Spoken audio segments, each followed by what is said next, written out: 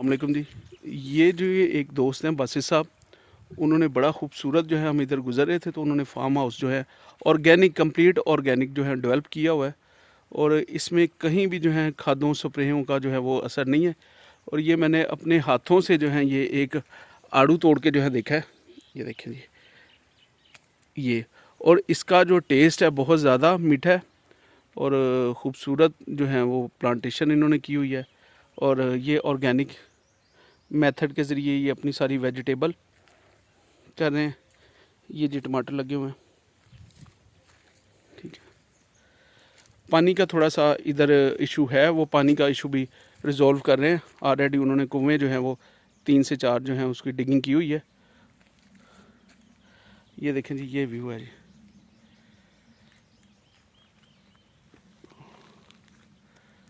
और ये माशाल्लाह माशाल्लाह जो है आड़ू जो है फ्रूट से जो है भरपूर है।